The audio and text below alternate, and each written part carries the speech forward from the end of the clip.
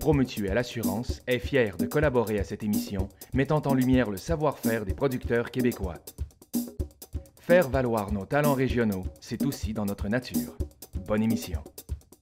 Merci aux agriculteurs et aux artisans de cultiver la qualité et les saveurs particulières de notre terroir avec tant de talent et d'ingéniosité. Le regroupement des centres locaux de développement de la capitale nationale. Bonjour à tous et à toutes et bienvenue à La Voix agricole. Cette semaine, nous parlons des fruits et des légumes et pour ce faire, nous allons aller du côté de la Côte-de-Beaupré pour vous faire découvrir ces différentes productions. Évidemment, moi, quand je fais des tournages, il faut que je goûte. Donc, l'année passée, je mangeais une bonne patate fraîche et cette année, je croque dans des bonnes pommes. Et également des maïs, même s'il est froid, c'est pas grave. C'est dur la vie de l'animatrice de La Voix agricole. Bonne émission!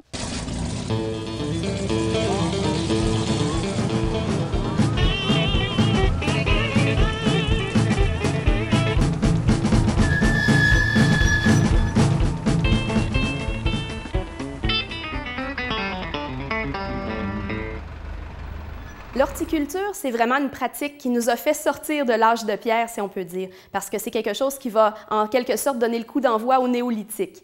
Donc, l'être humain va prendre l'habitude de cultiver ses propres végétaux à des fins de consommation et c'est une pratique qu'on va retrouver évidemment un peu partout dans le monde. Ici, on a les populations autochtones qui vont avoir de grands horticulteurs. Entre autres, chez les Iroquoiens, chez les Hurons notamment, on va pratiquer certaines cultures, notamment celles qu'on appelle des trois sœurs. Donc, on parle des courges, du maïs et également du haricot. Quand les colons français arrivent ici, évidemment, ils ne font pas table rase de ces cultures-là, mais ils vont quand même avoir à cœur d'amener ici des cultures avec lesquelles ils sont familiers en Europe. Alors évidemment, le blé, qui est un peu la céréale qui supplante tout en Europe à ce moment-là pour faire le pain, mais aussi des légumes et des fruits qui font partie du garde-manger quotidien du français de l'époque. Donc, on va retrouver des légumes racines qu'on va consommer préférablement l'hiver, quand on pense aux panais, aux navets, aux carottes. Pas encore la pomme de terre, celle-ci va arriver un petit peu plus tard dans l'histoire. On a aussi des légumes qui sont des primeurs, donc on parle des légumes estivaux comme les salades, les concombres. On est très, très friands de ces légumes-là à l'époque de nos ancêtres. Évidemment, on va bénéficier beaucoup des progrès technologiques liés à l'industrialisation et à la mécanisation, notamment au niveau de la transformation des produits. Et ça va donner un coup d'envoi également à cette production-là et on va en bénéficier encore jusqu'au 20e siècle.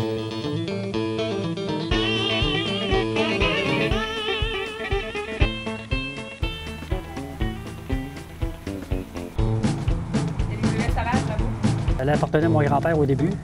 Il a acheté en 1906, 1907, je crois, là, au coût de 5 000 $. Au 2,96, 2,98. Puis à son décès, il a donné la moitié à mon père, la moitié à un de mes oncles. Puis quand mon oncle est décédé en 63, je crois, il a donné sa part à mon père. Puis mon père, c'était un peu l'agriculture représentative de la région, quelques vaches, un peu de légumes, pas juste pour dire que... Une agriculture de subsistance. Ça a été difficile. Je me rappelle des épisodes chez mes parents, là. C'était pas facile. On était à 12. Mon père, c'était un homme qui était malade jeune, donc ça a été difficile. Et puis quand il est décédé, bien, il a donné la terre à ma mère. Puis c'est là que j'ai commencé, moi, à cultiver. J'avais à peu près une vingtaine d'années. 20-21 ans, là. Il n'y avait rien pour m'arrêter, en fin de compte. C'était ma passion, c'était la terre. J'ai commencé avec ce qu'il y avait ici. Il n'y avait pas grand-chose, pratiquement pas de bâtiment, un petit tracteur, puis un petit sarcleur, pas plus. Mais j'ai commencé en production de fraises, 2-3 000 plants de fraises, 200-300 plants de framboises. Puis j'ai commencé lentement à vendre mes produits par les portes. J'allais par les portes. Et puis d'année en année, j'ai augmenté mes productions. Puis en 81, j'ai été au marché à Québec vendre mes produits. Etc. J'ai augmenté, j'ai augmenté. Par après, j'ai construit un kiosque ici à Château-Richer, un petit kiosque. Puis depuis 8 ans, je l'ai agrandi. Vous n'avez pas eu le choix? Oui. J'ai fait des rajouts de production. En 1919, j'ai commencé à implanter un verger. Puis des prunes, quelques poiriers. En 2000, j'ai implanté une érablière tranquillement. Puis en même temps, je fais beaucoup de transformation de mes produits. On a une cuisine. Puis on se sert de nos productions de trop, comme là, on a des congélateurs qui sont pleins déjà de fraises, de framboises, de bleuets, puis on cuisine. C'est un peu l'image de mon entreprise actuellement.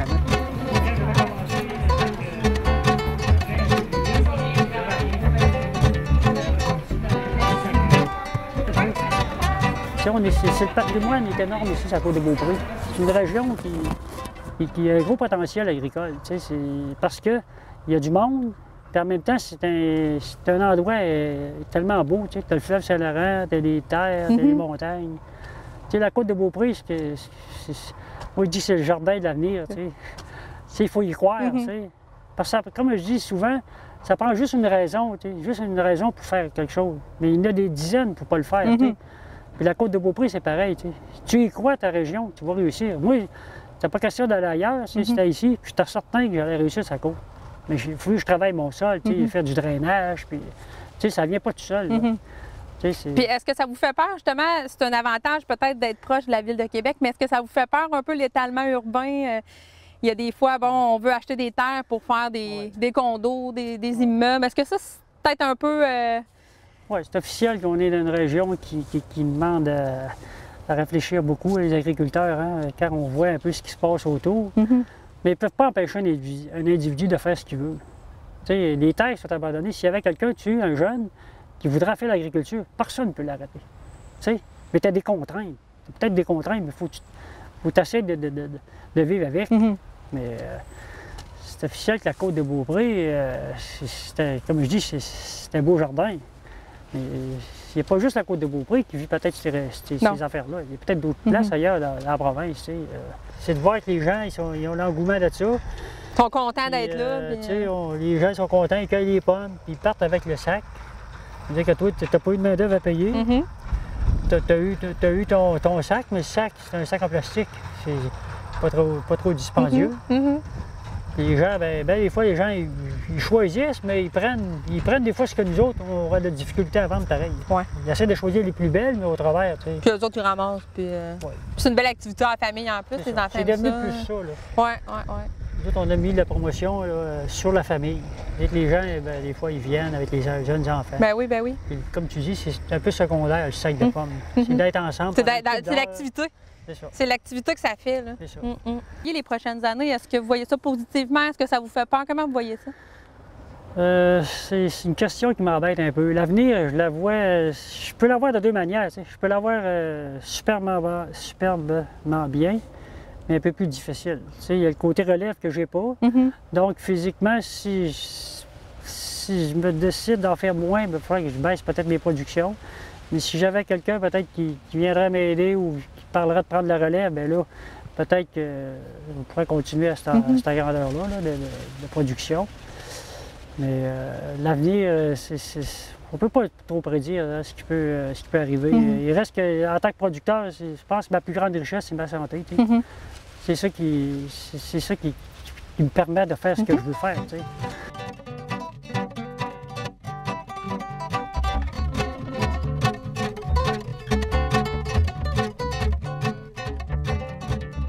Comme je disais tantôt, moi, je fais partie de deux clubs de production, un dans les pommes puis un dans les fruits et légumes. C'est des agronomes, ils viennent 2 fois par semaine. Les gens, ils suivent mes champs, ils suivent mon verger, ils me font des recommandations. Ça m'aide beaucoup. Même si tu es producteur, tu sais pas tout.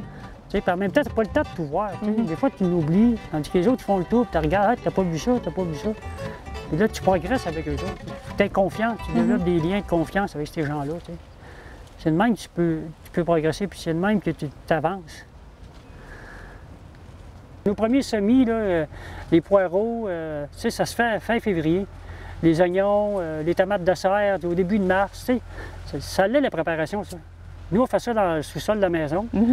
Puis j'ai une chambre de semis. Ça reste 10 jours dans la chambre de semis. Après ça, on met ça dans une serre, puis les plants poussent. En même temps, il faut que tu sois capable aussi de faire un plan, ton plan sur la ferme aussi.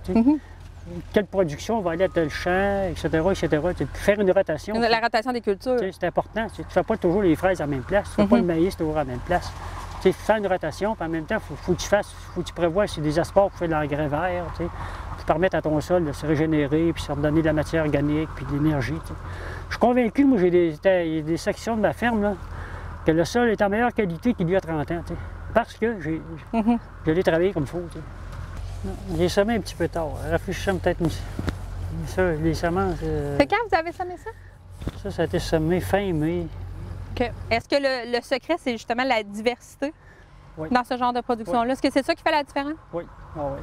surtout, moi, je vends direct au consommateur, à mon kiosque. Si je veux un kiosque vivant, puis qui représente, qui est capable de fournir les besoins de la clientèle, il faut que tu aies une belle diversité, autant en fruits qu'en légumes. Au marché à Québec, c'est pareil.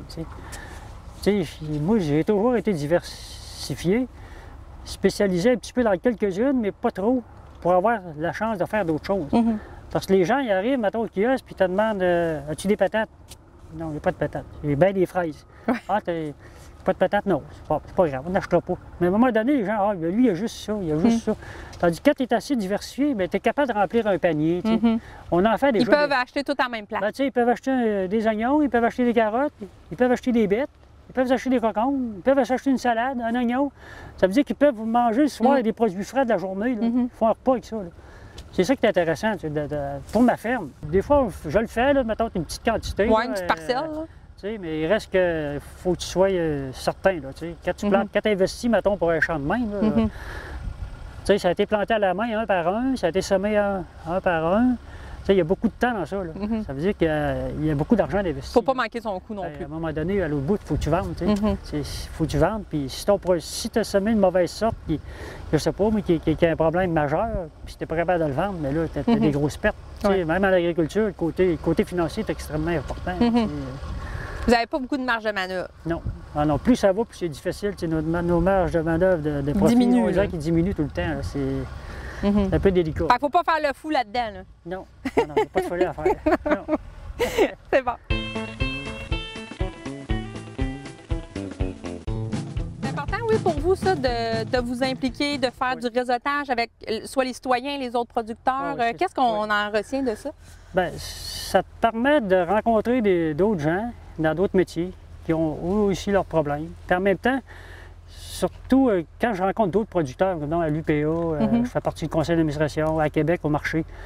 J'aime ça, ces minutes-là avec d'autres producteurs. C'est là que tu te sens un peu réconforté. Tu sais. Parce que veux pas, ici sur ma ferme, là, les contacts avec d'autres agriculteurs, si je ne sors pas de chez nous, je n'ai pas beaucoup. Ça veut dire qu'il faut que tu sortes de ton quotidien, puis il faut que tu t'impliques un peu. Moi, je me suis impliqué beaucoup dans le monde agricole, puis je sors grandi de ça, je pense. Tu sais. Même si ça demande beaucoup, là. Mais je pense que c'est... En même temps, mais les gens, ils connaissent. Tu sais, je pense que c'est sur les deux bords. Tu sais, c'est intéressant. Et là, vous, comment vous voyez ça, justement? Est-ce que vous désireriez, est-ce que vous souhaiteriez avoir de la relève? Oui. Depuis quelques années, je pense beaucoup à ça. Avant, ça m'interpellait pas. Mais depuis un an ou deux, là, je pense que ça serait important. Je me demande, des fois, je dis, tu peux pas tout avoir dans la vie. Hein? Moi, en tout cas, j'ai fait ma vie seule. Puis la relève, j'en ai pas actuellement. Mais je pense que si je rencontrerais quelqu'un, des jeunes qui seraient intéressés, des gens sérieux, là, pas des gens qui font juste parler puis qui vont dire... Qui ont la même passion que vous. La même passion, qui sont prêts à faire des efforts, pourraient collaborer, puis un jour faire des transferts, peut-être, si c'est possible. Mais plus que ça va, plus les entreprises, ils valent de l'argent. C'est ça un peu, là. Moi, je suis pas prêt, là, à me débarrasser de toutes mes affaires, là. C'est une vie, c'est plus de quasiment 35 ans de travail, là, puis d'investissement, de drainage, la machinerie, les bâtiments, ça vaut de l'argent. Ça prend des gens solides aussi, là. Bien, merci beaucoup, M. Cochon. Bienvenue. Merci.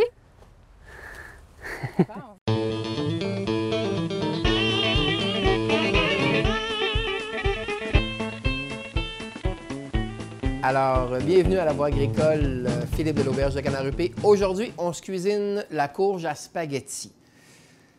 Vous connaissez la courge, spaghetti, donc c'est fibreux à l'intérieur. Il y a le bon vieux truc de cuisson, 1h30 dans le four, vidé sur une plaque papier sulfurisé, ou méthode plus rapide, dans le micro-ondes, 3 minutes 33, 4 à 5 fois, 6 fois, pour arriver à une cuisson comme ça. Vous la percez un peu, avec un bout de couteau, le talon d'un couteau, pour faire sortir l'excellente vapeur. Quand ça cuit, ça vient très, très chaud. Donc, une fois que c'est cuit, puis il ne faut pas trop la cuire non plus. Il faut, vous voyez la fibre, sinon, ça ne serait pas une courge spaghetti, ce serait une courge purée. Donc, il ne faut pas la surcuire. On creuse pour aller chercher la chair. On en a une. On va se faire une recette maintenant avec la courge spaghetti. Poêle chaude dans laquelle on va mettre une noisette de beurre. Dans un monde idéal, courge, pas trop froide, ça accélère le temps de préparation. Donc, un peu comme ici, tiède, ça va aller quand même assez vite. Petite particularité, on parle de courge façon carbonara, mais dans ce cas-ci, on va remplacer le jambon ou le bacon par du canard fumé maison. Donc, je vais trancher dans le long, provenant du magret fumé, qui par la suite, je vais couper en dés. On ne cuit jamais du canard fumé. Dernière minute avec le parmesan, on va l'ajouter. Donc, mon beurre est en train de fondre. On incorpore la courge.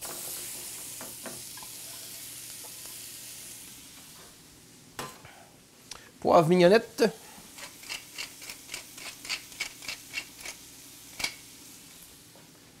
Toujours du sel, évidemment.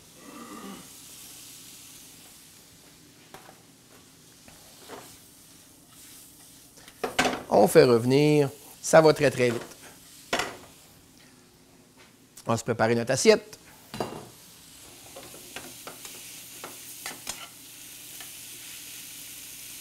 Et je fais vraiment attention, pas trop, y aller vigoureusement pour brasser, pour pas, même principe, garder la fibre. C'est ce qui fait que ça va être beau et non pas une purée, mais une fibre.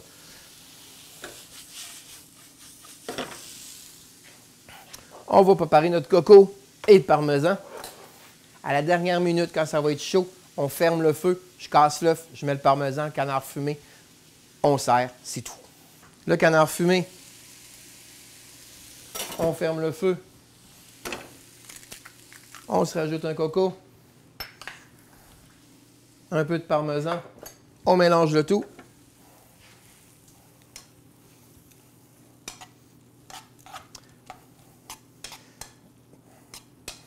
Pour les personnes qui font attention à leur ligne, carbonara, il n'y a pas de crème dedans. La vraie méthode des mamans italiennes, carbonara, ce qui fait le onctueux, c'est le coco. On verse le tout.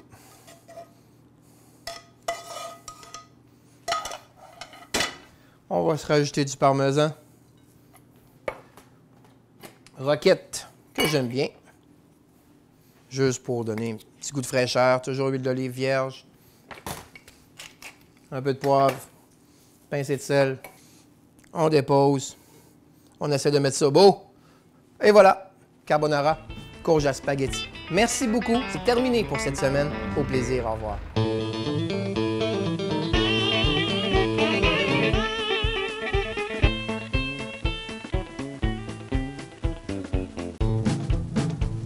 Quand j'ai fait l'acquisition de Vertigo, on avait 4 serres. Là, on a agrandi de 2 nouvelles serres depuis, on était en opération depuis décembre dernier. On produisait seulement de la micropousse au moment où j'ai fait l'acquisition. Maintenant, comme on voyait tantôt, là, on fait du géranium aussi. Pour les pétales. Exactement, pour faire mes mélanges. Et là, Cynthia, toi, parle-nous un peu de ton parcours parce que tu viens pas du milieu agricole du tout, là. Pas du tout. Parle-nous un petit peu. En fait, moi, j'ai fait mes études en graphisme, en multimédia. Ensuite, je suis allée à l'université, j'ai fait un certificat en administration. Puis, j'ai fait le cours aussi à l'école d'entrepreneurship de Beauce. Je faisais partie de la première cohorte. J'ai fait le 2 ans là-bas. Puis, vers la fin de mon parcours, j'ai fait l'acquisition de Vertigo.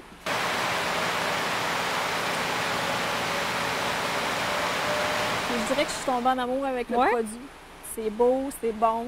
Là, je me suis dit, j'ai beaucoup de potentiel avec l'entreprise. Si je veux la développer, la pousser plus loin. Fait que elle avait quand même un bon bout d'avancement. Fait que j'ai dit go, j'embarque dans l'aventure. Fait qu'on a passé le plaisir du financement là, qui a pris quand même un gros 3 mois avant d'être capable de faire l'acquisition. On entend souvent parler, il n'y a pas de relève en entreprise pour l'agriculture. Mais moi, je suis un peu atypique. Mes parents ne sont pas en agriculture. Fait que c'est plus difficile de verser ce côté-là parce que ça fait peur aux créanciers que j'avais pas l'expérience en tant que telle. Mais on a passé au travers. Ça a pris un gros 3 mois de travail. Là. Mais tu sais, l'important, un entrepreneur, c'est d'avoir la vision de l'entreprise, où on veut l'amener, puis de savoir la transmettre à nos employés. Fait que en gros, c'est ça ma fonction, développer puis transmettre à mes employés. C'est où je veux mener Vertigo, puis de garder les employés qui embarquent dans ce mode-là. Puis on va aller loin. Là. Est-ce que tu vois la différence du mode de vie peut-être que tu avais avant versus maintenant? Parce qu'on le dit souvent, l'agriculture, c'est un mode de vie. Est-ce que tu le sens, ça, la différence? Bien, c'est sûr qu'en agriculture, il faut qu'on soit capable de supporter un stress très intense. Parce que c'est beau dire, comme je dis, on n'a pas... chez nous, peut-être que c'est pas le cas partout, mais chez nous, on ne sait pas c'est quoi les commandes de cette semaine. Là, j'arrive là, ce matin, là, j'avais 0 commande dans mon pipeline. Fait que j'ai pensé, il y a 2-3 semaines, dépendant des variétés, à dire, bon, il se passe ça à Québec, je pense que selon les tendances, je pense que selon l'année passée, mais je ne sais jamais quand est-ce que le chef a décidé de changer de variété. Fait que j'extrapole mes ventes, je les somme, déjà un bout de fait. Mais si demain matin, pendant 2 semaines de temps, il fait gris comme ils viennent de faire, bien, c'est sûr que ça a un impact direct sur ce que je vais récolter. Fait qu'il faut être capable de subir le contre-coup qu'on n'a pas été capable de desservir notre client à cause de ces facteurs-là, même si on a mis tous les ingrédients possibles imaginables. Il y a une portion qui est peut-être 15 qui ne nous appartient pas, puis il faut vivre avec ça. Et jusqu'à présent, depuis que tu as acquis l'entreprise, de quoi tu es le plus fier en ce moment? Ah, je te dirais de mes employés. Oui? Oui, je suis vraiment fière de ça.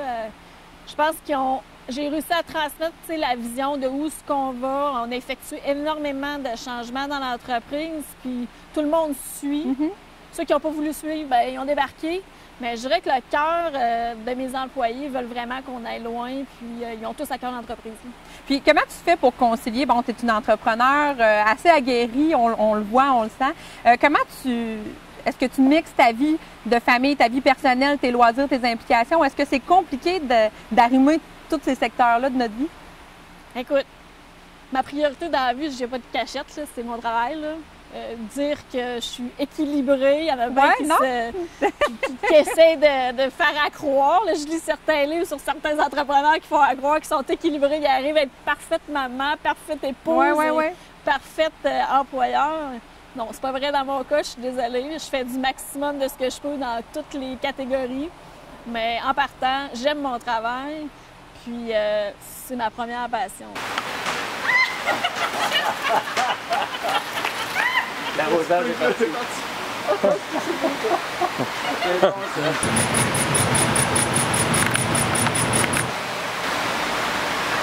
Je pense qu'il faut vraiment être dedans pour comprendre l'agriculture. Puis, ça a l'air farfelu, mais honnêtement, j'aurais jamais pensé il y a 2 ans que j'allais être en agriculture.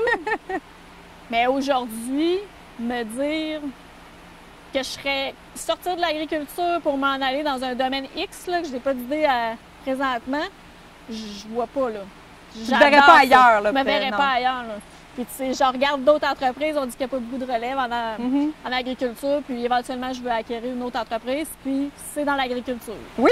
Oh, oui. Fait que tu as vraiment eu cette piqûre-là. Ah, oui, j'adore ça, là. C'est vivant, c'est beau, c'est bon.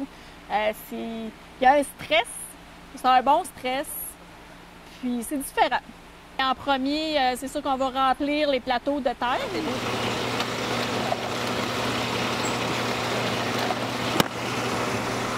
Ensuite, les plateaux vont être empilés, puis ils vont être étendus sur la table.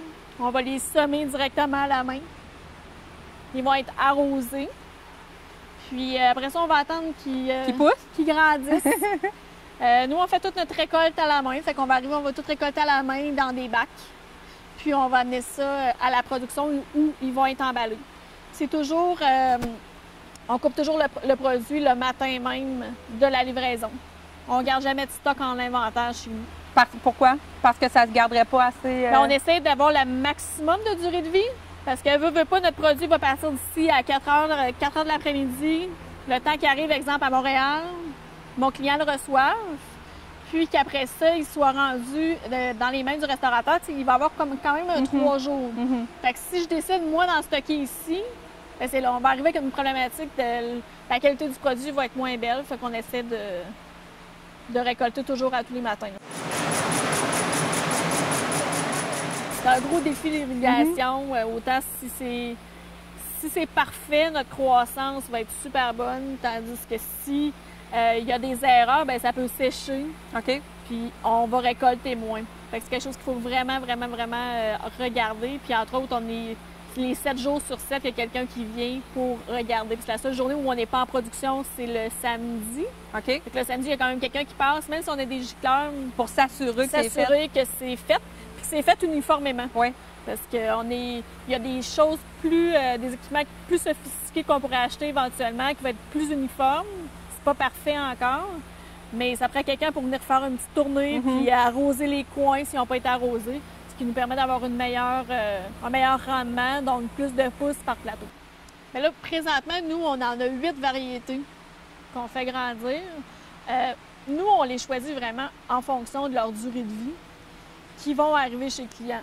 Mais on pourrait produire beaucoup plus de choses. En fait, c'est simple, entre guillemets, on sème, on regarde ce que le feuillage qui va sortir, le goût du feuillage, en fonction de la lumière. Parce que le secret, là, c'est la lumière. Si tu as un produit, exemple, il y a certains producteurs qui en font à la noirceur, mais le produit va être beaucoup plus petit, la feuille va être beaucoup plus petite. C'est pas un produit que chez nous, on veut développer. Fait que la variété va être faite en fonction de la semence, le soleil qu'on va avoir décidé, puis après ça, on va regarder, il dure-tu pour passer au travers, pour arriver vraiment dans la table, dans l'assiette du chef, puis qu'il y ait une belle allure.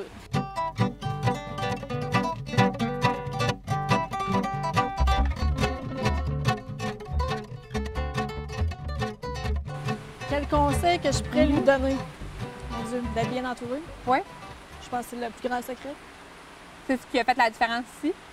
Oui, c'est la différence, je pense, dans toutes les entreprises. C'est si on n'est pas parfait. Là. En fait, moi, je suis juste un entrepreneur. Juste? Je suis juste un entrepreneur, fait que si t'es pas bien entouré, ça peut pas bien aller. Là. Alors, Cynthia, explique-nous, tu as les micro-pousses d'un côté, tu as des fleurs ici. Qu'est-ce que vous faites exactement avec ça? En fait, ça doit faire à peu près 6 mois qu'on a commencé notre production de géranium. On doit avoir à peu près 300 plants environ. Puis notre production de géranium, elle sert vraiment à faire des mélanges, comme le mélange estival qui est destiné pour le marché de la restauration. On prend 3 sortes de micro-pousses, on les mélange, puis ensuite on vient cueillir pétale par pétale. Là. Tu viens ici, il y a un employé qui part. À la main, à la fois. Une par une, puis elle va faire le mélange pour la restauration. C'est quelque chose qu'on ne peut pas apporter dans le commerce du détail. Parce que le délai de durée de vie, là, il serait vraiment trop court, fait que la pétale de fleurs, elle serait plus belle. Fait qu'on le garde vraiment pour le marché de la restauration. Petite dégustation de pétales de fleurs. Ça a un petit goût, là. Ça a-tu un... Ça a un petit goût un peu vinaigré. Ouais. Oh, la orange est différente. Non, mais... C'est vraiment sérieux? Oui. Ah ouais, regarde. Bon, mais j'en apprendrai. Ouais, ben en tout cas, je vais goûter la rouge pour le fun.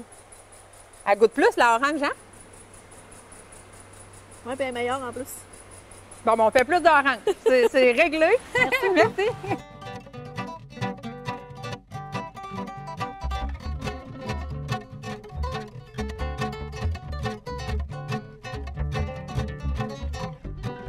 Merci d'avoir été des nôtres pour cette émission de La Voix agricole. Merci à nos deux invités de cette semaine, Cynthia Laflamme de Vertigo et Arthur Cochon de la ferme Arthur Cochon.